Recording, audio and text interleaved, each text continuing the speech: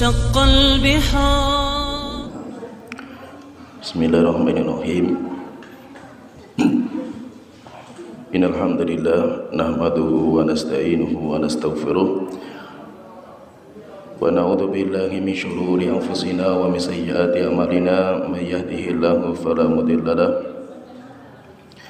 ومن يضلل فلا هادي له وأشهد أن لا إله إلا الله وحده لا شريك له وأشهد أن محمدا عبده ورسوله أما بعد.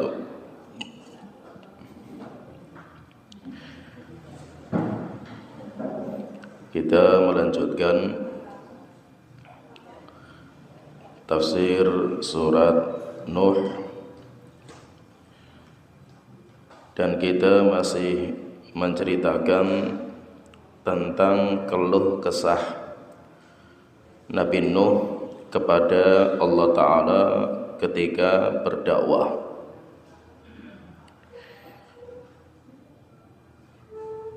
Dan Nabi Nuh ketika mendapatkan problematika dakwah, maka tidak ada tempat kembali kecuali hanya kepada Allah Ta'ala. Dan seperti itulah seorang muslim. Seorang muslim ketika menghadapi sebuah masalah, baik masalah yang berkaitan dengan dunia atau masalah yang berkaitan dengan akhirat, maka tempat kembali dia hanya Allah Ta'ala. Terlebih ketika kita menjalankan dakwah. Dakwah banyak sekali musuh dan banyak sekali orang-orang yang tidak suka dengan dakwah kebaikan. Sehingga pasti ketika kita berdakwah banyak sekali musuh-musuh yang akan menghalangi dakwah kita. Maka kalau kita mendapatkan seperti ini, tidak ada cara kecuali kita sampaikan keluh kesah kita kepada Allah Ta'ala, karena Allah sebagai tempat bergantung kita. Dan seorang muslim itu dia harus menjalankan 3 perkara atau 4 perkara supaya dia tidak jatuh dari kerugian. Dan itu kewajiban kita semua. Kita semuanya wajib menjalankan 4 perkara. Dan 4 perkara itu sudah Allah telah sebutkan di dalam surat Al-Asr. Wal asr innal insana lafi khusr. Demi masa sesungguhnya semua manusia berada pada kerugian. Illalladzina amanu, kecuali orang-orang yang beriman, wa amilus solihati, dan orang-orang yang beramal soleh, wa tawasau bil haqqi, saling menasihati di atas kebenaran, wa tawasau bis sabr, saling menasihati di atas kesabaran. Ada 4 perkara yang harus kita jalankan supaya kita keluar dari kerugian di hari kiamat. Yang pertama, kita harus belajar. Dengan ilmu yang kita pelajari akhirnya membuahkan keyakinan, keimanan. Oleh itu orang-orang yang keluar dari kerugian yang pertama, illalladzina amanu, kecuali orang-orang yang beriman. Tetapi kita tidak akan bisa menjadi orang yang beriman kalau kita enggak belajar, karena iman itu buah dari ilmu. Illalladzina amanu, kecuali orang-orang yang beriman, yaitu orang yang belajar sampai membuahkan iman. Wa amilus solihati, yang kedua kewajiban yang kita harus jalankan setelah kita berilmu, kita harus menjalankan ilmu kita. Maka perlu kita fahami bahwa ilmu itu bukan tujuan. Seakan-akan kalau kita sudah pinter, kita belajar sudah selesai, berarti tujuan kita sudah finish. Belum. Ilmu itu hanya sarana. Ilmu itu hanya sarana. Tujuan kita apa? Tujuan kita masuk surga. Dan orang masuk surga itu hanya dengan amal, bukan dengan ilmu. Udkhulul jannata bima kuntum ta'malun. Masuklah kalian ke surga dengan amal yang kalian kerjakan, bukan ilmu yang kalian pelajari. Kenapa? Karena ilmu tidak memasukkan kita ke surga, kecuali kalau ilmu itu kita amalkan dalam kehidupan kita. Maka kewajiban setelah kita itu belajar, setelah itu apa? Kita harus berjuang untuk mengamalkan ilmu yang kita pelajari. Kalau kita sudah bisa mengamalkan ilmu kita, Maka kewajiban ketika watawasau bil haqqi, kita menyampaikan ilmu kepada orang lain. Kalau kita itu mendapatkan hidayah, maka ciri seorang muslim yang sejati ketika dia suka kepada orang lain apa-apa yang dia sukai untuk dirinya sendiri. Saya senang saya itu bisa mendapatkan hidayah dan saya itu masuk surga. Saya juga harus senang teman-teman yang lain itu juga mendapatkan hidayah dan masuk surga. Maka ilmu yang sudah kita dapatkan, amal soleh yang sudah kita amalkan, harus kita sampaikan dan tularkan kepada orang lain. Itu dinamakan dengan dakwah. Dalam proses 3 ini, maka kita itu harus memiliki yang keempat. Kita tidak bisa menjalankan 3 perkara ini kecuali kalau memiliki yang keempat. Maka Allah Ta'ala berfirman, watawasau bis sabr, saling menasihati di atas kesabaran, yaitu butuh kesabaran, sabar ketika belajar. Rupanya orang belajar itu nggak mudah.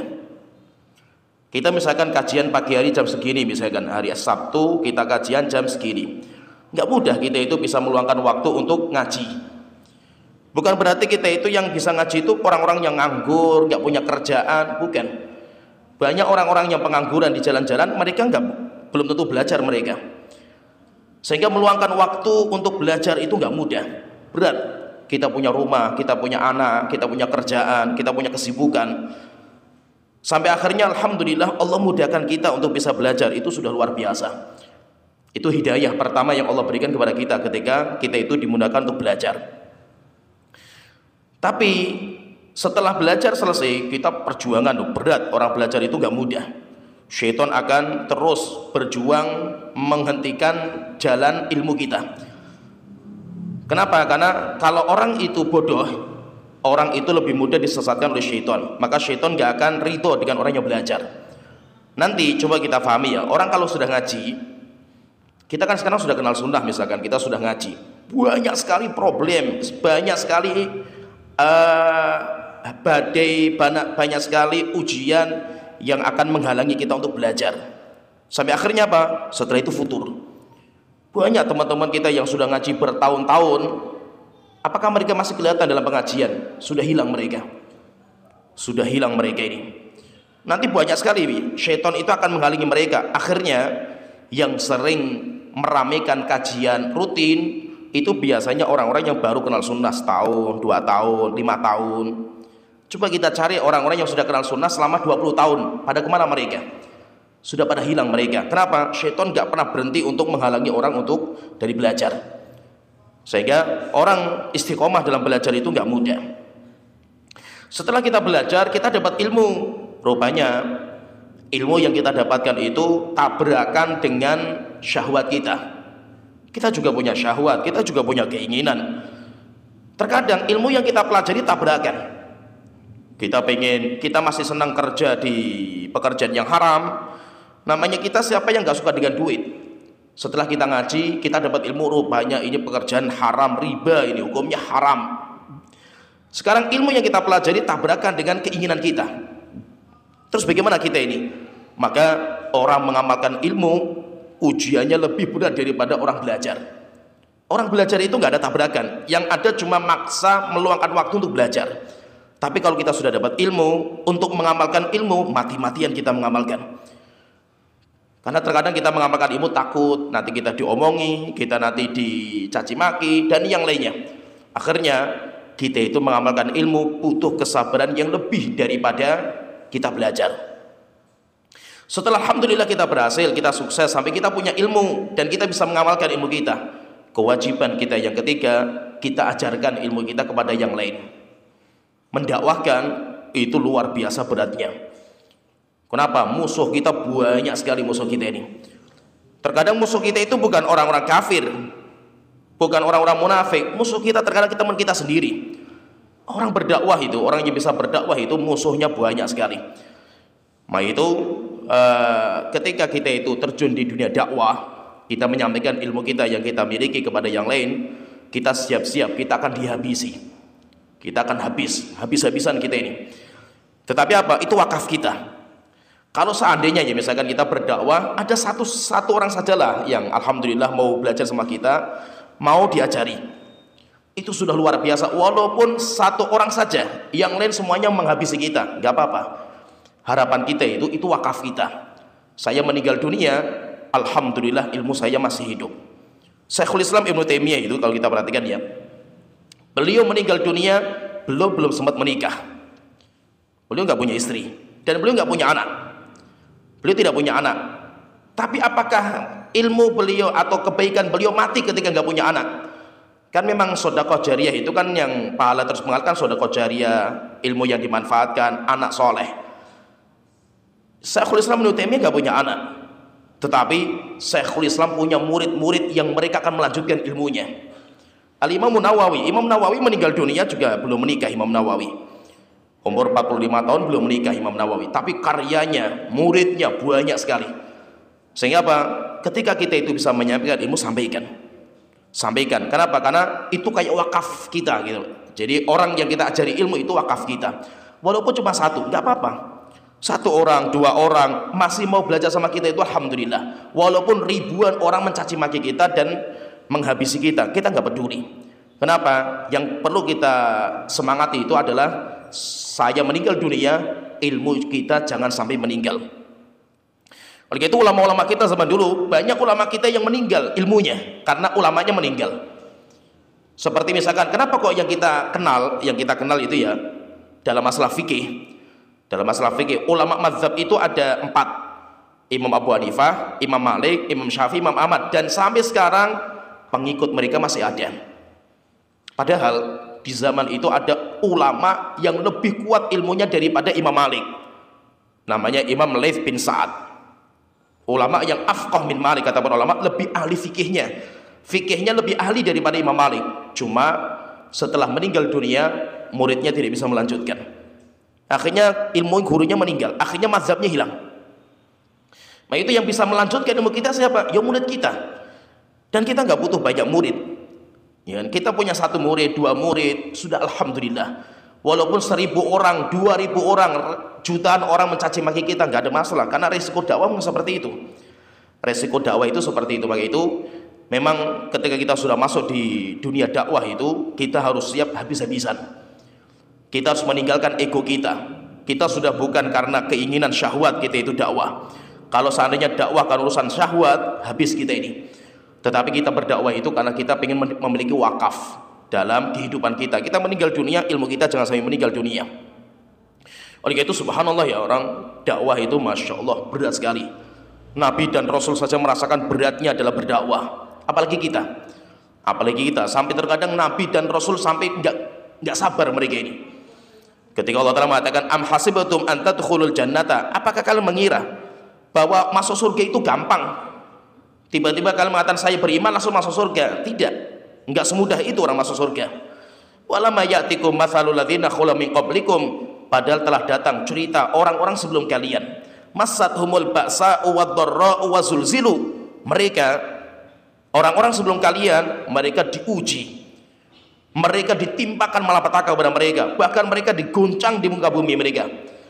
Hatta yaqula Rasul, sampai Rasul saja berkata gitu loh. Rasul saja itu sampai mengatakan walladzina amanu ma'ahu, dan orang-orang yang beriman sampai mereka saja ngomong dengan lisan mereka, mata nasrullah, kapan datangnya pertolongan Allah Ta'ala. Subhanallah, berat. Nabi dan Rasul saja sampai bertanya-tanya kapan Allah akan menjayakan kita.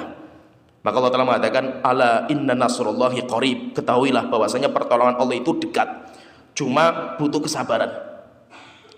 Sehingga apa? Keluh kesah dalam dakwah itu luar biasa berat. Kita dalam media dakwah itu masya Allah mati-matian, kita habis-habisan kita dalam berdakwah itu. Tapi yang perlu kita jadikan pedoman itu keluh kesah yang kita rasakan dalam dakwah. Kita banyak problematika dalam belajar.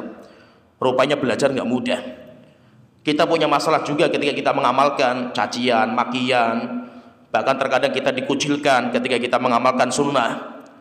Ya kan? Terkadang kita walaupun nggak pernah ngomong, cuma kita berubah. Dulu wanita nggak bercadar atau nggak berjilbab, tiba-tiba jilbabnya panjang, mulai diomongi. Setelah itu mulai berpindah lagi, setelah itu pakai cadar, oh mulai banyak omongan. Rupanya apa? Mengamalkan agama pun nggak mudah. Apalagi kalau kita mau menyampaikan ilmu kepada yang lain, siap kita dihabisi dihabisi sehabis-habisnya kita ini. Terus apa yang membuat kita itu tenang, membuat kita itu santai, membuat kita itu ya enak menjalani permasalahan problematika ini?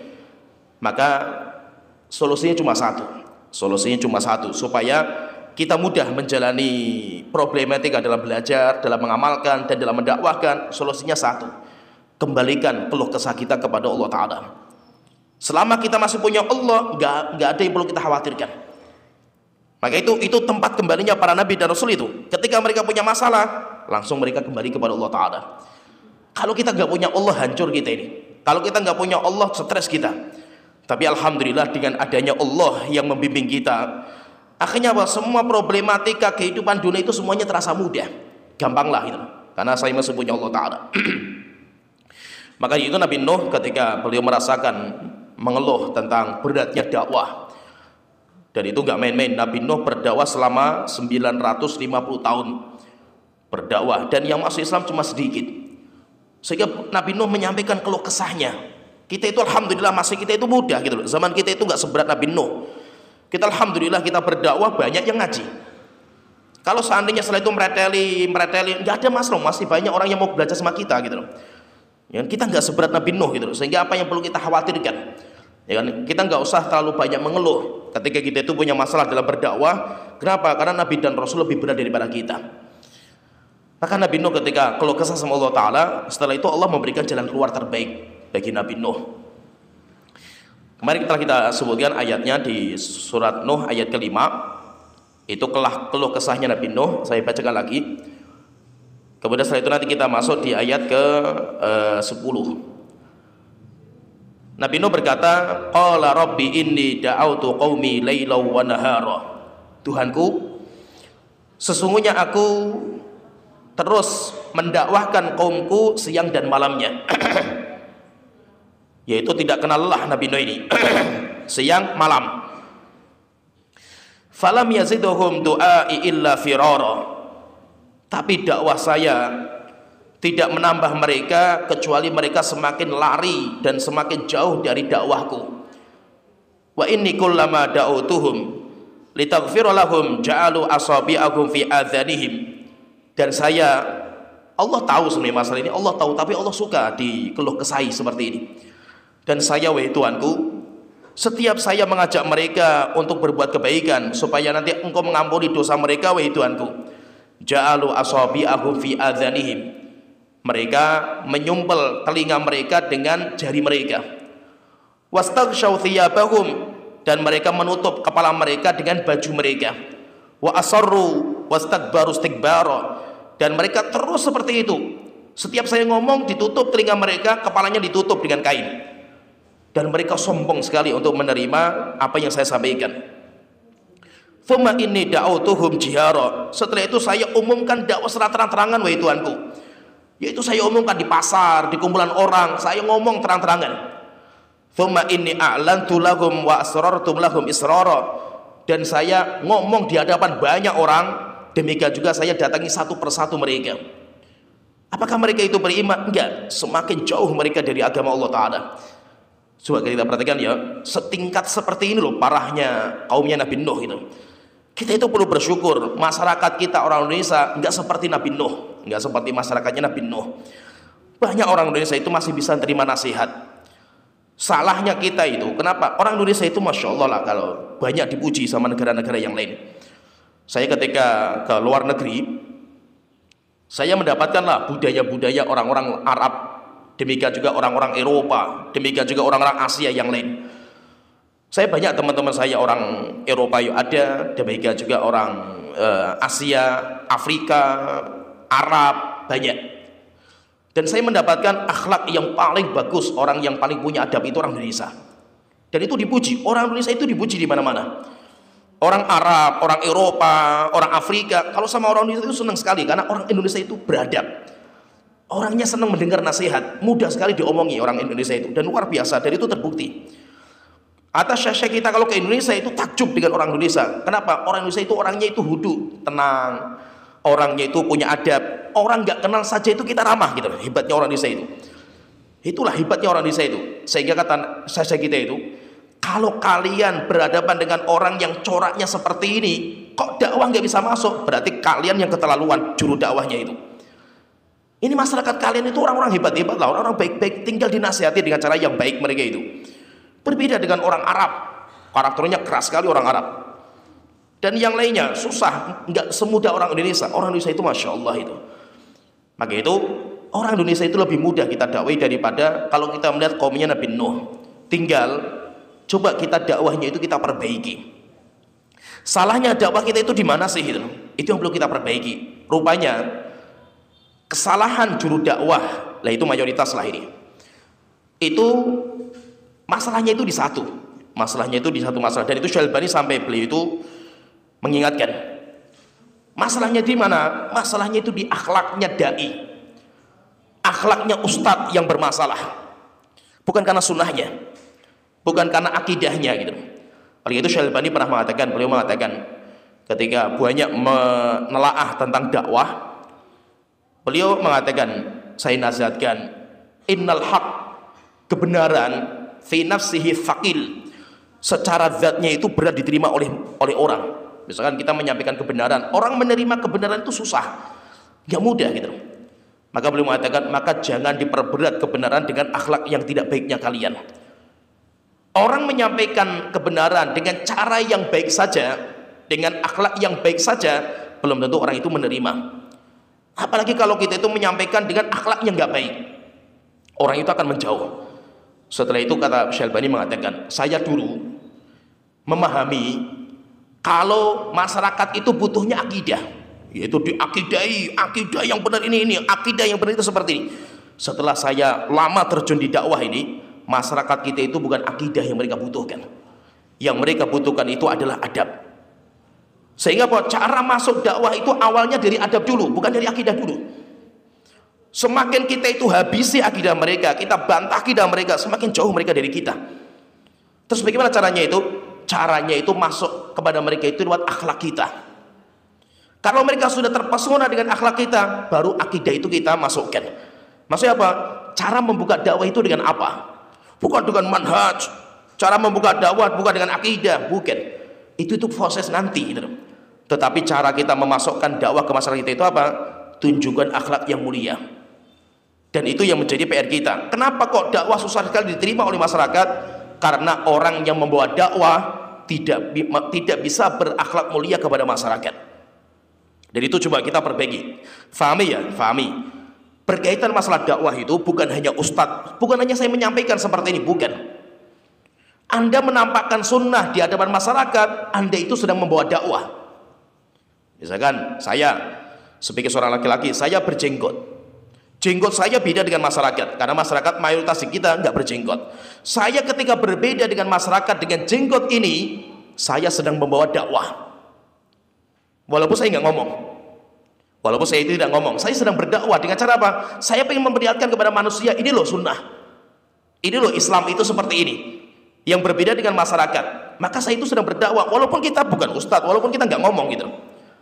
Demikian juga Anda, ibu-ibu misalkan, ahwat-ahwat yang mulai bercadar, jilbab panjang, jilbab Anda dan cadar Anda itu dakwah.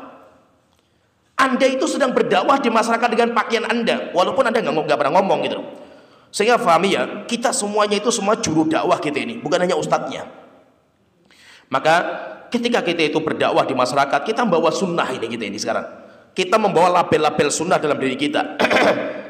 Supaya kita bisa masuk di masyarakat dan mereka nanti akan mengikuti kita, menerima kita. Bagaimana caranya? Buka dengan akhlak yang mulia. Perbaiki akhlak kita. Masalahnya itu di akhlak kita ini. Bukan masalahnya itu di akidah. Insya Allah kalau masyarakat itu kita sudah masuk dengan akhlak kita, mereka itu mudah menerima sunnah kita, mudah menerima akidah kita.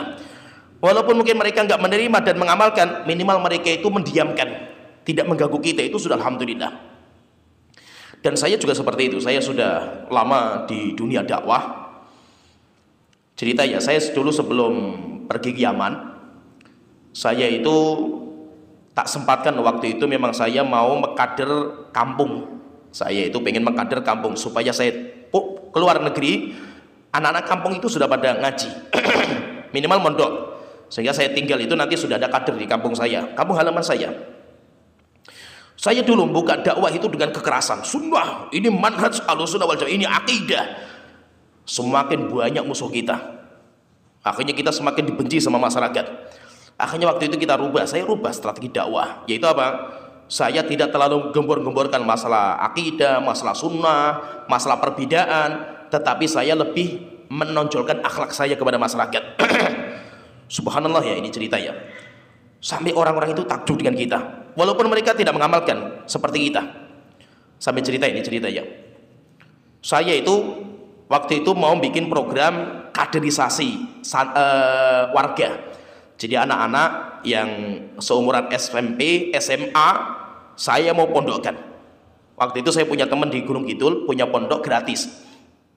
Wes, saya mau tak pondokkan, mumpung ini ada pondok gratis, saya utus ke sana. Saya datangi per rumah itu. Saya datangi orang-orang di rumah-rumah mereka itu yang punya anak SMP, SMA, saya datangi satu persatu, saya kasih hadiah, tak ajak ngobrol baik-baik. Setelah itu, setelah akrab dan lama saya ngobrol, saya bicara, Pak, gimana kalau anaknya saya pondokkan? Oh ya silakan Ustaz. Subhanallah, itu saya bisa pondokkan 12 anak. 12 anak, dan 12 anak ini bapaknya ada yang naudzubillah ya, ibunya pelacur. Ada yang bapak ibunya nggak pernah sholat, ada yang bapaknya pemabuk. Itu alhamdulillah anaknya mau dipondokkan. Padahal mereka bapak dan ibunya wes ancur-ancuran lah itu. Tapi alhamdulillah dengan akhlak kita itu, mereka mau wes pondokkan aja Ustaz. Sampai cerita ya, ini cerita ya. Sampai saya itu bisa mendatangi Pak Kiai di kampung lah itu. Benci sekali dengan namanya sunnah itu, bencinya luar biasa. Kalau di tempat saya itu nggak ada nama Wahabi, namanya Al-Irsyad, karena ada pondok Al-Irsyad Tengaran di sana kan. Jadi bukan Wahabi yang dikenal, tapi Al-Irsyad. Oh ini orang Al-Irsyad ini ya itu. Karena ada pondok Al-Irsyad Tengarannya itu. Akhirnya saya pengen masuk ke Pak Kiai ini, tokoh besar yaitu di kampung.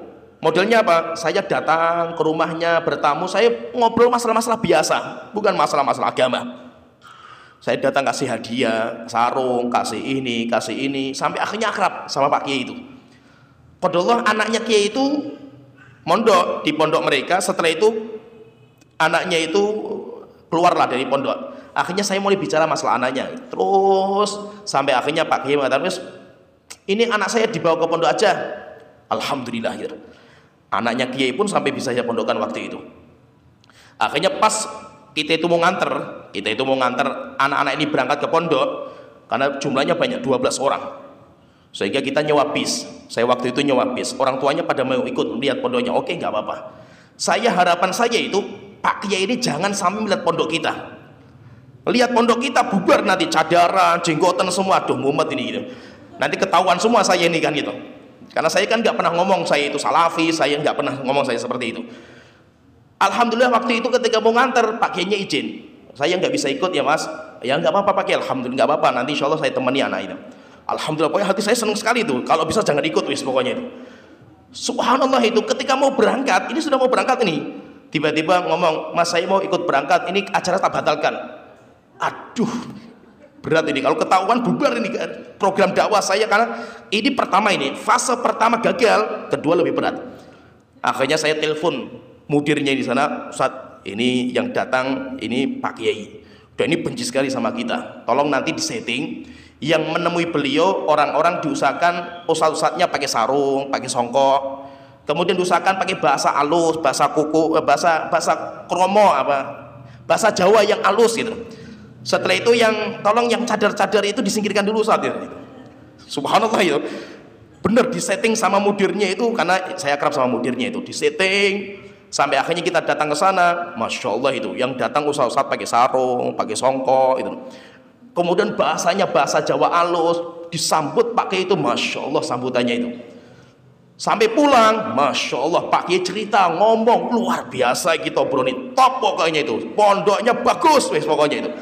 Akhirnya setelah itu generasi yang kedua ngirim lagi, alhamdulillah gitu. Dan rupanya di mana kuncinya itu, di mana itu? Di akhlak. Kuncinya itu di akhlak, bukan di sunnah gitu, bukan di akidah, bukan. Nanti itu nanti prosesnya nanti gitu. Nah itu ketika istri saya nikah dengan istri saya itu wanita bercadar pertama di kampung. Wanita pertama bercadar. Saya sudah bilang sama istri saya, awal kali saya kader dia. hati-hati, kamu itu pertama bercadar di kampung gini. Kampung saya itu Muhammadiyah pun nggak ada. Ya, Muhammadiyah saja nggak ada di kampung saya itu. Dan mereka abangan, yaitu orang-orang abangan. Kebanyakan nggak sholat mereka ini. Parah lah kondisinya di kampung saya itu parah. Ya kebanyakan ya kejawen tulen. Sehingga apa, saya bilang sama istri saya, pokoknya kamu belajar bahasa Jawa yang halus. Setiap ketemu sama simbah, disapa, dipeluk, dicium. Wis kayak gitu, strateginya itu saja. Ketemu sama simbah-simbah, datangi, cium tangan, peluk, selesai wis pokoknya itu. Wis kayak gitu, setiap ketemu sama orang tak ajari kayak gitu istri saya itu. Terus sampai masya Allah itu perempuan cadaran di kampung, tapi semua orang kampung memuji. Masya Allah, dan luar biasa lah orang itu, sambutannya itu luar biasa. Kita nggak mengharapkan lebih dari, misalkan kalau mereka mau ngaji kenal sunnah, alhamdulillah gitu. Itu sudah luar biasa bagi kita. Tapi kalaupun mereka itu nggak ikut ngaji sama kita, minimal mereka itu tidak membenci kita. Itu sudah alhamdulillah itu. Minimal mereka itu nggak membenci dengan sikap kita itu. Dan itu kuncinya di mana? Kuncinya itu di akhlak. Saya dulu ketika, ini cerita juga ya, masa itu ini sebagai pelajarannya. Namanya wajarlah kita itu sebagai orang. Kita itu kalau awal kenal sunnah itu isinya bat, sikat sana sikat sini lah itu. Orang baru kenal sunnah biasa, orang baru ngaji itu keras, saklek, pengennya serang sana, serang sini, injak sana, tendang sini, isi dihabisi semua lah itu. Akhirnya apa? Yang menjadi orang benci sama dakwah sunnah itu karena orang-orang baru ngaji ini itu. Ketika kita itu sudah terbiasa menghadapi dakwah, ketemu dengan orang-orang yang membenci kita, akhirnya apa? Kita itu muncul kebijaksanaan. Mulai kita itu mulai berpikir gimana ya cara supaya dakwah saya itu diterima sama orang ini ya. Cerita aja, ini cerita, masih cerita untuk keluarga saya sendiri. Ya ini sebagai pelajaran, saya mudah-mudahan ini tidak sombong lah, tapi ini sebagai fabi nikmati rabbika fadith. Ceritakan nikmat yang Allah telah karuniakan kepada kita. Saya itu pertama kali kenal sunnah di kampung itu saya. Waktu itu saya masih STM. Biasa orang kenal sunnah itu yuk keras, saklek, antem sana, antem sini. Kalau bisa mati yo matilah itu. Perang-perang pokoknya itu. Apalagi anak STM saya itu. Sehingga apa? Saya pakai jubah pertama kali. Kemudian saya kalau sholat, gerakan kenceng sekali jari telunjuk itu. Top wis pokoknya itu. Sampai saya kalau di jalan itu diomongin sama orang, Pak Solin mau kemana Pak Solin kan gitu. Karena saya pakai jubah kemana-mana kan gitu. Setelah itu saya kalau sholat di masjid gerakan jari kayak gini kenceng sekali sampai ribut, ribut bener-bener ribut di kampung itu. Nah kita baru ngaji kita nggak peduli, mati pokoknya perang-perang. Ya, tapi lama-lama kita mulai berpikir gimana dakwah saya bisa diterima kalau seperti ini kan. Akhirnya waktu itu saya berpikirnya apa? Saya tidak mau terlalu keras. Setelah itu apa? Saya pengen dakwai keluarga dulu saya, kakak saya, kemudian kalau bisa orang tua saya. Saya punya kakak akrab, kakak pertama kakak laki-laki itu akrab sama saya. Cuma bedanya saya kenal sunnah, kakak saya masih di partai. Dulu kakak saya juga kayak pengurus partai lah itu, partai dakwah gitu. Sehingga kalau di rumah seringnya nasyitan dan yang lainnya lah. Saya sama kakak saya sering ribut. Sampai terkadang kalau sudah debat di rumah sepekan nggak ngomong-ngomongan kita ini. Akhirnya ini nggak ketemu, sepertinya nggak pernah ketemu kalau seperti. Akhirnya apa? Saya punya strategi waktu itu. Saya belikan buku-buku, saya taruh di rumah, saya tinggal. Kalau saya nggak ada, buku-buku saya itu dibaca sama kakak saya. Saya datang, bukunya ditutup. Kakak saya nggak mau baca kalau ada saya itu. Akhirnya wis kalau seperti itu berarti kakak saya itu pengen berubah. Cuma mungkin masih malu karena saya ribut sama saya kan gitu.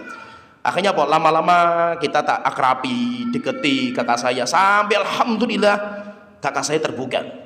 Saya pengen ketemu sama ustadz kamu. Ayo, alhamdulillah. Akhirnya tak ajak ke ustadz saya. Setelah itu kakak saya pertama ngaji. Kemudian kakak yang kedua. Kakak yang kedua kakak perempuan. Kakak saya yang kedua ini, ya ini masih kalau cerita ya. Saya itu dulunya anak nakal. Kakak saya yang perempuan itu sering tak pukuli. Jadi sering tak pukuli, saya dulu orang nakal lah. Namanya anak kecil kan itu, namanya anak-anak kan gitu. Setelah itu kakak saya itu, dulu waktu itu kerja di Jakarta. Terus nggak pakai jilbab, nggak ancur-ancuran lah gitu. Setelah itu sering tak kasih surat, sering tak kirimi buku, nggak bisa berubah. Ketika pulang ketemu di rumah waktu lebaran, setelah itu saya nasihati nggak bisa sama sekali karena masa lalu saya itu membekas juga. Akhirnya saya berpikir caranya gimana cara nasihati kakak saya ini. Akhirnya saya punya teman saya punya istri. Istrinya itu dia penjahit. Akhirnya ya jahit itu saya jadikan sebagai sarana untuk mendakwai kakak saya. Akhirnya kakak saya tak arahkan untuk belajar jahit ke teman istri saya yang sudah kenal sunnah itu. Nah nanti metodenya diakrabi kakak saya ini, setelah itu nanti diajak ngaji sama temennya. Alhamdulillah setelah itu ngaji juga kakak saya, alhamdulillah. Kakak pertama laki-laki, setelah itu kakak perempuan. Tinggal giliran orang tua. Orang tua kan nggak mudah. Apalagi bapak saya itu dukun. Bapak saya itu nggak pernah sholat. Bapak saya kalau sholat malam jam 12 di kuburan. Dia di kampung dukun yang meramal-ramal hari baik. Kemudian kalau ada jin, ada serangan sihir, itu bapak saya yang ngurusi itu. Sehingga bapak saya dari kecil itu tahu ramalan-ramalan kejawen itu saya juga tahu. Bahkan saya sama bapak saya itu dulu sering dilatih ilmu-ilmu kebal, Brojo Musti, Merogo Sukmo, istilahnya itu. Kemudian puasa-puasa ngebleng, rokot, puasa mutih itu biasa kita amalkan karena bapak saya kejawen. Bapak saya kejawen dan bapak saya itu kalau di kampung tokohnya. Sehingga ya saya sering diajak sama bapak saya bagaimana sih meramal hari baik. Kemudian bagaimana kalau orang nikah itu, misalkan orang nikah, supaya tidak diganggu sama dukun yang lain, bapak saya itu membentengi. Ya kerjanya seperti itu bapak saya itu. Lama-lama ini gimana cara nasihat bapak saya itu? Saya berpikir terus bagaimana caranya itu. Akhirnya saya punya strategi, caranya apa? Dibaiki dulu, diambil hatinya. Akhirnya waktu ini cerita.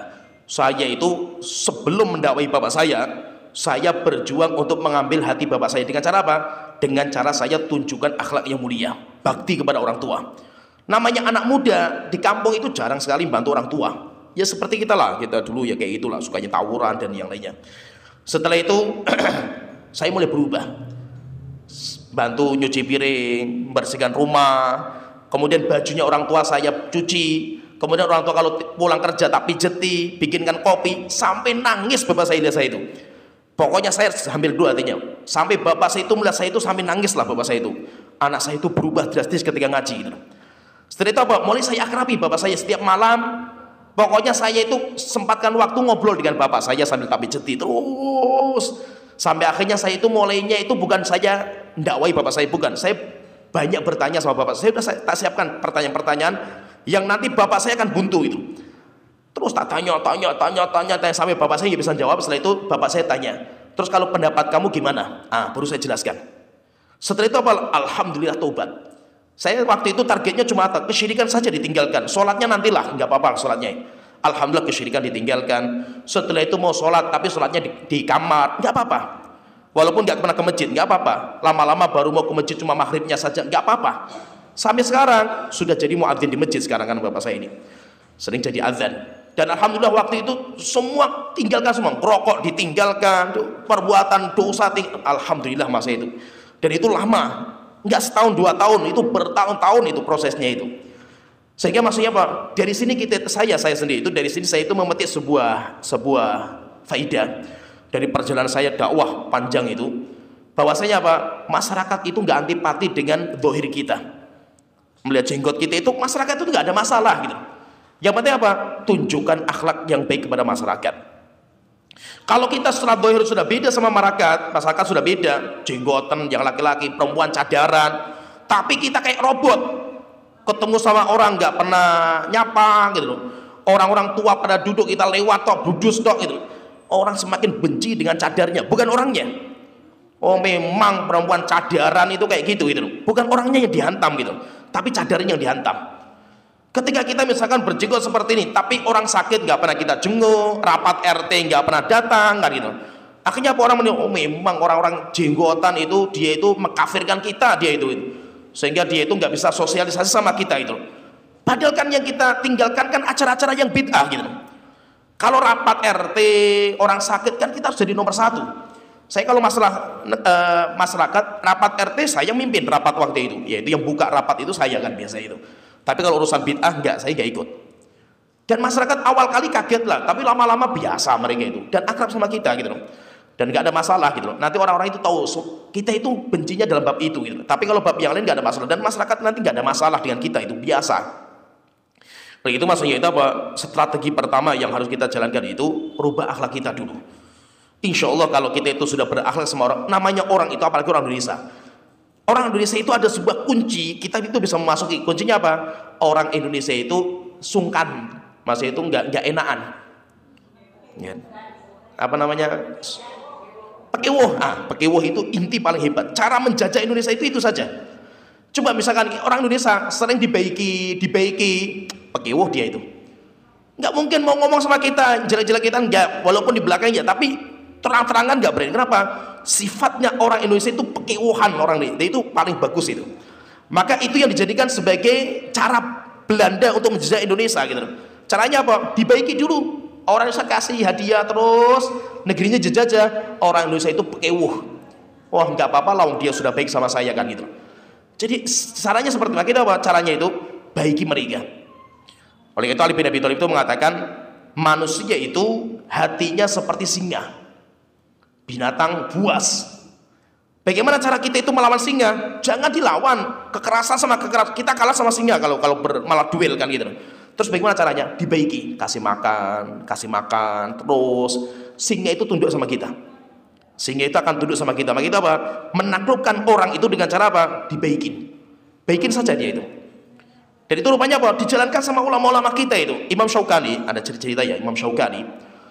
Beliau itu pernah, yaitu intinya Imam Syaukani termasuk orang yang termasuk pelopor lah dakwah sunnah yang ada di Yaman. Zaman dulu. Ada seorang ulama yang bencinya luar biasa sama Imam Syaukani. Setiap Imam Syaukani yaitu setiap orang itu berdakwah, mesti Imam Syaukani dihabisi di media umum lah itu. Imam Syaukani diam saja, nggak pernah membalas. Suatu ketika, jadi ulama yang benci sama Imam Syaukani itu orang miskin. Ketika orang itu sakit, pertama kali yang menjenguk itu Imam Syaukani. Beliau datang, menjenguk ke rumahnya orang sakit itu, bawa hadiah. Setelah mau pulang, dikasih uang. Akhirnya apa? Dia menjadi pembelanya Imam Syaukani setelah itu. Berarti apa? Gampang, yaitu masih menghadapi masyarakat, menghadapi orang yang benci sama kita itu bagaimana caranya? Caranya itu istilahnya kalau bahasa kasarnya itu sumpel mulutnya dengan hadiah. Sumpel mulutnya dengan hadiah. Kasih hadiah, dia akan enggak masa itu ya dia itu sungkan lah ngomong masa itu pekiwuh, untuk ngomong itu pekiwuh. Maka caranya apa? Baikin mereka. Dan membaiki seperti itu metode dakwah. Rasulullah dulu juga seperti itu. Rasulullah sering kasih hadiah kepada orang-orang, akhirnya mereka itu masuk Islam. Oleh itu maksudnya intinya dunia dakwah itu sudah banyaklah kita lalui media dakwah itu. Dan memang biasanya orang-orang yang belum tahu problematika dakwah sukanya bat-bat, sikat sana sikat sini. Tetapi kalau kita sudah terjun di dunia dakwah lama, kita nanti akan muncul hikmah, kebijaksanaan dalam menilai sesuatu. Oleh itu Nabi Nuh, beliau juga merasakan beratnya di media dakwah ini. Akhirnya beliau kembali kepada Allah Ta'ala, keluh kesahnya sama Allah Ta'ala. Kemudian setelah itu kita lanjutkan, kita baca lagi di surat Nuh ayat ke-10. Faqultu astaghfiru rabbakum innahu kana ghaffara. Saya katakan kepada mereka, wahai Tuhanku, yaitu saya katakan kepada kaum saya, istaghfiru rabbakum, beristighfarlah kalian kepada Tuhan kalian, minta ampunlah kalian kepada Allah, innahu kana ghaffara, karena Allah itu maha pengampun. Yursilis samaa'a 'alaikum midrara, kalau kalian istighfar terus pasti Allah akan menurunkan air hujan kepada kalian. Wa yumtidukum bi amwalin wa banin, dan Allah akan mengaruniakan kepada kalian harta dan anak. Wa yaj'al lakum jannatin, dan Allah akan menjadikan negeri kalian kayak surga, mengalir di bawahnya sungai-sungai. Wa yaj'al lakum anhara, dan Allah akan menjadikan sungai itu mengalir untuk kalian. Di sini kalau kita perhatikan di ayat ini, ayat ke-10 sampai ke-12, Allah Ta'ala di sini menyebutkan tentang keutamaan istighfar. Keutamaan orang itu memperbanyak istighfar kepada Allah Ta'ala. Kalau kita perhatikan di sini, orang-orang yang memperbanyak istighfar itu, apa keutamanya itu? Kalau kita lihat di sini ada 3 keutamaan atau 4 lah, kita sebutkan ada 4 keutamaan. Dan itu semuanya kenikmatan dunia, keutamaan dunia, bukan keutamaan hari kiamat. Kalau hari kiamat sudah jelas lah. Tapi maksudnya di sini itu Nabi Nuh mendekati manusia itu dengan dunia dulu supaya mereka itu masuk Islam. Yaitu apa? Dipancing mereka itu untuk masuk Islam, untuk memperbanyak istighfar, dan mereka itu nanti urusan mereka dalam dunia mereka itu ditanggung sama Allah Ta'ala. Maka di sini disebutkan orang yang memperbanyak istighfar itu dia akan mendapatkan 4, atau kalau semuanya ya 5 lah, tapi 4 lah, akan mendapatkan 4 kemuliaan. Yang pertama apa? Yursilis samaa'a 'alaikum midrara, Allah akan menurunkan air hujan. Berarti barokah Allah akan diturunkan. Ini yang pertama. Wa yumdidukum bi amwalin. Yang kedua, Allah akan mengaruniakan harta kepada kalian. Sehingga apa? Masalah duit, masalah rezeki nggak usah khawatir. Semuanya ditanggung sama Allah Ta'ala. Bi amwalin wa banin. Kemudian yang ketiga, Allah akan memberikan karunia anak. Maka orang-orang yang istighfar mesti nanti akan diberikan harta dan diberikan anak sama Allah Ta'ala. Wa yaj'al lakum jannatin wa yaj'al lakum anhara. Allah akan menjadikan negeri kalian sebagai surga, yaitu kebun yang subur negerinya itu. Wa yaj'al lakum anhara, dan Allah akan menjadikan bagi kalian sungai yang mengalir. Di sini kalau kita perhatikan, di sini Allah atau Nabi Nuh, beliau pendekatan kepada masyarakat lebih kepada pendekatan dunia. Lebih pendekatan dunia. Kenapa seperti itu? Karena memang orang-orang yang belum beriman dipancing untuk akhirat itu nggak tertarik mereka. Karena mereka nggak percaya dulu, mereka belum percaya, sehingga dipancing-pancing dengan akhirat, mereka nggak tertarik. Siapa sih yang dipancing untuk akhirat? Orang-orang yang beriman. Coba kita perhatikan ya, hampir pancingan-pancingan surga, pancingan-pancingan kebaikan, itu kebanyakan yang dipanggil orang-orang yang beriman. Ya ayyuhalladzina amanu tubu ilallahi taubatan nasuha. Wahai orang-orang yang beriman, bertobatlah kalian kepada Allah dengan taubat yang nasuha. Pertanyaan, kenapa kok orang yang beriman yang dipanggil? Kenapa enggak semua manusia? Orang kafir enggak peduli seperti itu. Dipancing untuk bertobat yang nanti Allah akan mengampuni dosa kalian. Mereka enggak butuh pengampunan dosa mereka itu. Wong mereka enggak butuh Allah Ta'ala kan gitu. Sehingga mereka enggak dipanggil seperti itu, bukan. Contohnya lagi misalkan, ya ayyuhalladzina amanu taqullaha haqqa tuqatih. Baik orang-orang yang beriman, bertakwalah kalian kepada Allah dengan sebenar-benar takwa. Pertanyaan, kenapa kok orang yang beriman yang diperintahkan untuk bertakwa? Karena yang tertarik dengan pancingan takwa hanya orang-orang yang beriman. Orang kafir enggak, sama sekali enggak tertarik dengan pancingan seperti itu. Nah itu kalau kita perhatikan ya, kenapa kok Nabi Nuh itu menyebutkan di dalam surat Nuh ini, pancingan orang istighfar itu Allah akan memberikan air hujan, Allah akan memberikan kepada kalian harta, Allah akan mengaruniakan kepada kalian anak, Allah akan menjadikan sungai kalian mengalir, tempat kalian kayak surga yang subur. Itu kan dunia semua pancingannya itu. Nah itu termasuk media dakwah. Itu termasuk media dakwah. Terkadang kita dalam berdakwah itu nggak apa-apa pancingannya itu hadiah. Boleh nggak saya itu ngasih uang kepada orang, tujuannya apa? Supaya orang itu masuk Islam. Berarti apa? Kalau seperti itu berarti orang masuk Islamnya kayaknya duit. Nggak apa-apa. Karena Rasulullah juga seperti itu. Nabi Muhammad SAW itu, beliau itu sering memberikan orang. Ketika perang Hunain, Rasul itu memberikan ketua kabilah 400 ekor onta. Coba bayangkan 400 ekor onta. Ada yang diberikan 300 ekor onta. Bahkan Rasulullah itu kalau ngasih orang itu jor-joran. Sampai terkadang sampai habis uangnya Rasulullah itu dikasih kepada mereka. Sampai akhirnya coba bayangkan itu, saking dermawannya Rasulullah sampai akhirnya terkenal. Akhirnya banyak orang-orang itu yang masuk Islam karena ingin mendapatkan harta. Sampai ada seorang sahabat cerita, kami dulu masuk Islamnya itu karena harta. Kenapa? Karena ya, dengan hartalah kita itu mau masuk Islam gitu. Karena ya mereka semuanya bisa dipancingnya dengan harta. Kenapa kami itu masuk Islam? Karena kami mendapatkan Muhammad itu orang yang dermawan. Kalau sudah memberikan, apa saja diberikan Muhammad ini. Akhirnya kami masuk Islam, supaya kami mendapatkan bagian harta juga. Tapi ketika kami sudah masuk Islam, kami mendapatkan Islam itu lebih indah daripada dunia dan seisinya. Akhirnya setelah itu apa? Mereka beribadah bukan untuk dunia lagi. Selesai wes, ibadah nggak perlu. Kenapa? Karena mereka sudah melihat Islam. Mereka sudah mempelajari apa itu Islam. Akhirnya apa? Mereka lebih mencintai akhirat daripada dunia. Dan rupanya strateginya Rasulullah ini sekarang dipakai sama orang-orang Kristenisasi. Dan kita kalah di sini itu. Kita kalah di sini. Kristenisasi Indonesia besar-besaran di kampung-kampung. Pakainya apa medianya itu? Medianya sosial. Dikasih uang, kasih sembako, kasih Indomie, subhanallah itu. Satu kerdus Indomie saja orang masuk Kristen di kampung-kampung itu.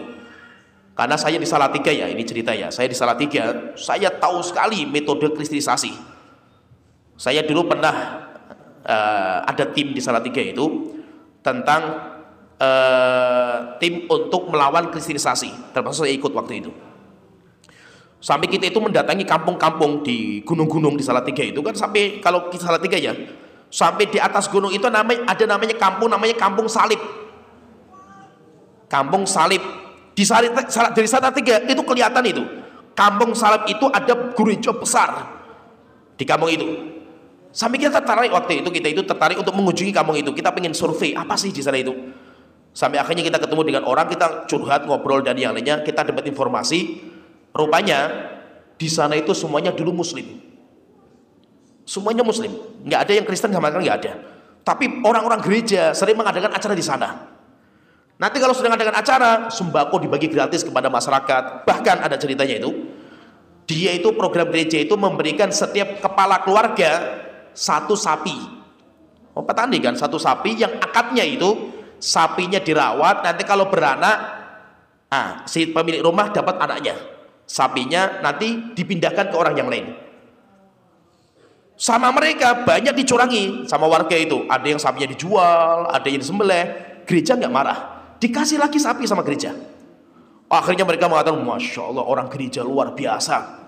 Akhirnya apa? Berbondong-bondong masuk gereja. Satu kampung setelah itu masuk gereja semua. Akhirnya setelah itu kampungnya dirubah menjadi kampung salib. Salib putih. Kalau yang dengar namanya salib putih. Nah, itu di situ. Sampai saya itu pernah punya data waktu itu ya. Ini zaman dulu lah, ketika saya masih belum ke Yaman waktu itu. Data sekolah orang Kristen yang ada di Salatiga itu berapa? Datanya itu. Kemudian setiap sekolah itu orang Muslim yang sekolah di sana itu berapa? Kristennya berapa? Dan kita mendapatkan data yang sangat menyakitkan. Hampir semua orang Kristen, sekolah-sekolah Kristen yang sekolah di situ itu hampir 60-70% itu orang Muslim semua. Dan itu misinya mereka, itu hanya misi mereka. Maka itu Salatiga itu terkenal dengan kota Kristen. Padahal enggak, Kristennya itu enggak banyak, sedikit Kristennya itu, minoritas mereka itu enggak banyak, mayoritas Muslim gitu. Cuma mereka itu bisa menguasai ini. Jadi kalau lihat jalan Salatiga, gereja. Cari masjid susah sekali di kota-kota itu, Salatiga itu. Kondisi seperti itu. Dan kita tahu sekali strategi mereka gitu. Saya pun tetangga saya, ini cerita juga. Depan rumah saya persis, depan rumah saya itu orang Kristen. Dan kita baik-baik saja. Kita alhamdulillah sejak kecil saya itu, mas saya itu baik sama tetangga itu. Kalau pas dia ngadakan acara Natalan, dia ngasih hadiah ke kita. Kalau saya Idul Fitri, saya juga ngasih hadiah kepada tetangga saya. Dan kita baik-baik saja, nggak ada masalah kita itu. Kita saling toleransi lah itu. Dan kita memang dianjurkan seperti itu, kita nggak mengganggu. Tapi bukan berarti toleransi kebablasan. Kita ikut Natalan lah, atau ikut mengucapkan selamat lah, enggak. Ini urusan ini kita nggak bisa. Cuma kalau masalah dunia iya. Sampai ada cerita, ini cerita ya. Waktu itu alhamdulillah saya sudah kenal sunnah waktu itu sama kakak saya. Sempat ada program kristenisasi di kampung saya sendiri itu. Dari orang ini, cuma satu kampung, cuma orang Kristen cuma satu dok di depan rumah saya itu. Strateginya apa? Dia ingin mengadakan acara ulang tahun anaknya itu, teman saya lah anaknya itu. Akhirnya saya, karena kakak saya itu ketua remaja, saya sebagai wakilnya, akhirnya saya sama kakak saya ditunjuk untuk memimpin acara. Saya pikirlah sama kakak saya sebuah acara, intinya tidak ada ibadahnya mereka, tidak ada ibadah-ibadah mereka. Sudah kita siapkan, kita sudah mau mulai acara, di hari hanya tiba-tiba datang pendeta bagi Injil. Setelah itu mulai ada kajian dan yang lainnya. Saya langsung protes, kakak saya langsung protes, Pak maaf, ini bukan acara kita. Silakan kalau mau ngadakan acara ibadah gereja, silakan adakan, cuma kita keluar dulu. Waktu sempat ribut waktu itu, sampai akhirnya orang Muslim tak suruh keluar semua, keluar, kita nggak boleh ikut. Setelah mereka selesai acara mereka, ya musik-musikan dan yang lain sudah selesai, pendeta sudah keluar, baru kita masuk. Setelah itu kita ngadakan acara untuk masyarakat. Ketika kita berani tegas seperti ini, apa hasilnya? Setelah itu dia nggak berani lagi untuk mendakwakan kristenisasi, dan itu ya caranya mereka. Dan alhamdulillah di Islam itu juga seperti itu. Metode Islam itu apa? Pendekatannya lewat dunia bagi orang-orang awam. Begitu apa? Ini orang awam, kita jangan bicara masalah akhirat. Nggak butuh akhirat mereka itu, butuhnya duit. Yang mereka butuhkan itu duit, bukan akhirat gitu. Begitu apa? Coba saya ini strategi saya juga. Kalau saya pulang kampung, keluarga besar saya itu ya, saya bukan orang kaya Pak, tapi saya itu punya menyisihkan uang untuk saya kasih hadiah kepada mereka semua itu. Ya kan? Dan saya targetnya keluarga besar saya, karena keluarga saya itu banyak. Setiap saya pulang kasih roti, terkadang dari sini dari Pekalongan saya bawa roti, tak bawa di mobil, bawa ke sana bagi. Terkadang saya kasih uang, sampai akhirnya apa? Pendekatan saya itulah duit pokoknya itu. Sarung, kasih baju, kasih ini. Kenapa? Karena yang mereka butuhkan duit, mereka nggak butuh agama mereka itu. Apalagi Al-Quran, hadis, manhaj yang benar, akidah yang nggak butuh akidah mereka butuhnya makan, mereka butuhnya duit, bisa bayar utang mereka itu, yang mereka butuhkan itu gitu. Sehingga apa? Dengan itulah kita masuknya dengan itu, kasih hadiah dengan ini. Setelah itu mulai mereka itu penasaran, ini kamu itu aliran apa sih gitu. Nah itu nggak apa-apa, misalkan kita aliran listrik atau aliran air, kita jelaskan kita itu ini, akhirnya mulai tertarik. Sampai ini cerita masa itu, karena saya sudah lama di dakwah itu, banyak sekali cerita lah kita ini. Sampai saya itu dulu pernah pendekatan dakwah saya di kampung itu dengan ru'yah. Saya itu ru'yah itu sejak STM saya itu sudah biasa ru'yah saya itu, karena itu pendekatan untuk dakwah saya. Sehingga apa? Saya datangi orang-orang, ketika sakit saya datangi, saya bacakan Al-Quran. Orang sampai kaget, ini pengobatan apa sih? Ini lihat, ini pengobatan Al-Quran, namanya ruqyah. Pada penasaran, sampai akhirnya pernah diceritanya. Saya sering debat, saya sering bertempur dengan para dukun, itu biasa saya itu. Karena saya tahu metode dukun itu kayak apa. Karena saya dulu pernah belajar juga sama bapak saya kan. Ini saya tahulah metode mereka itu. Akhirnya apa? Saya berani berhadapan sama dukun, berani kan. Nah suatu ketika ini ceritanya, ada Pak Kadus, ya tokoh lah itu, sakit, dan sakitnya aneh, kepalanya besar, kurus badannya. Akhirnya diobati dukun berkali-kali gak sembuh. Akhirnya lapor ke saya waktu itu. Oke, saya datang, dan yang menyaksikan banyak, hampir satu kampung mungkin yang menyaksikan banyak sekali itu. Saya berdoa sama Allah, Tuhanku, tolong berikan mukjizat kepada saya. Masa itu bukan mukjizat lah, berikan kelebihan untuk saya, tolong tunjukkan hebatnya ruqyah, karena ini sebagai media dakwah saya itu. Akhirnya subhanallah ya, waktu itu saya baca, saya disaksikan banyak orang waktu itu. Saya bacakan orangnya, saya pegang kepalanya, saya bacakan. Saya baca surat lah itu, saya megang mushaf Al-Baqarah waktu itu, saya bacakan. Saya baca sampai 1 juz. Subhanallah ya, efeknya langsung kelihatan. Saya pun juga terheran-heran waktu itu, Masya Allah lah itu. Sampai kepalanya kimpes, kemudian langsung penyakitnya, besoknya langsung bisa jalan. Yaitu kan itu malam hari, besoknya langsung bisa jalan. Langsung terkenal ruqyah ini. Sehingga apa? Setiap orang punya masalah apa, saya dipanggil. Ini Tobroni suruh sini, suruh ruqyah saya itu. Ya wes, orang pegel-pegel ruqyah, ini ruqyah, semua ruqyah itu. Saya bukan ruqyahnya, saya media dakwahnya gitu. Sampai cerita ya, ini cerita juga. Ada preman kampung lah itu. Jadi mau kerja, melewati kuburan, matanya kesambet, mata satunya nggak bisa melihat. Saya dipanggil. Oke, saya datang kan ya, saya yang penting urusan dakwah saya siapkan waktu lah waktu itu. Akhirnya saya tahu dia itu matanya satu nggak bisa melihat. Saya bilang, saya mau ruqyah, tapi tolong kumpulkan semua preman-preman kampung sini gitu. Akhirnya berkumpul 20 orang mungkin preman semua gitu.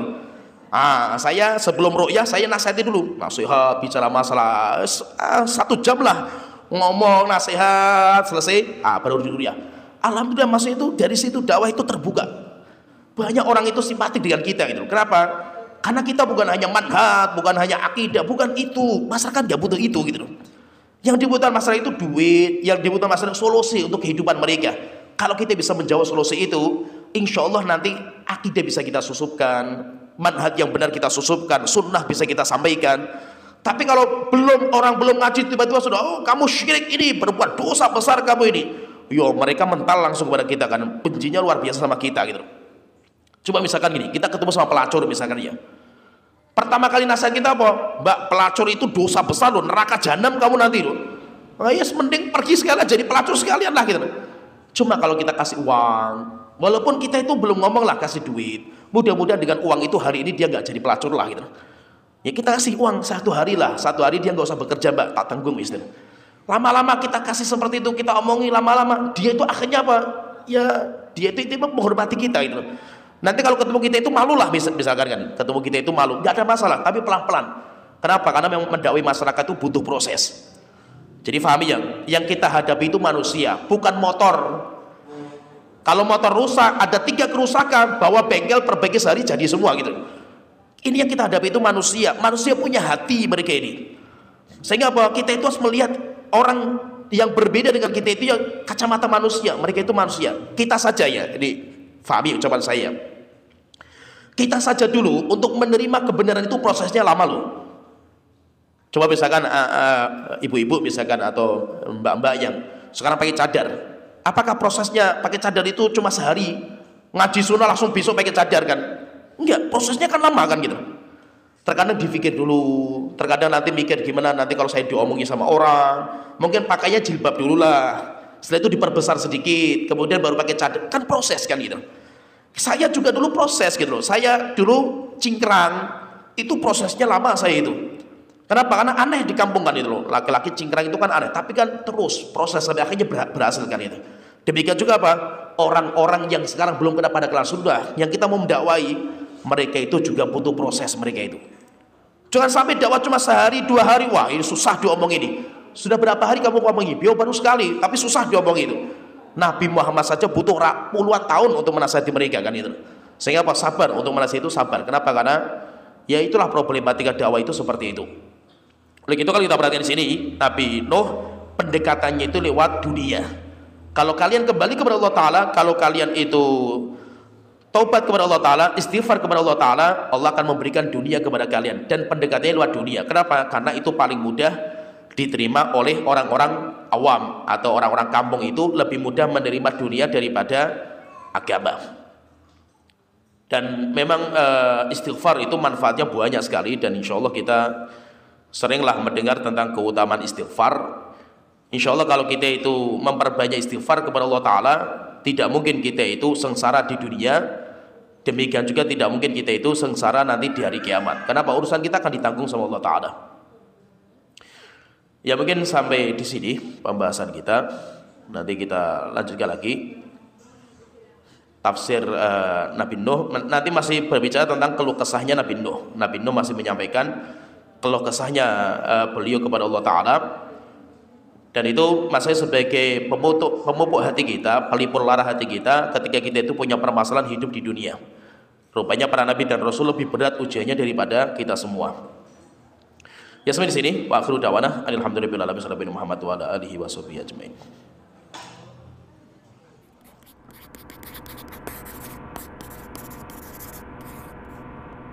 Donasi dakwah multimedia Nida Salam. Berikan donasi terbaik Anda untuk dakwah dan pendidikan Islam.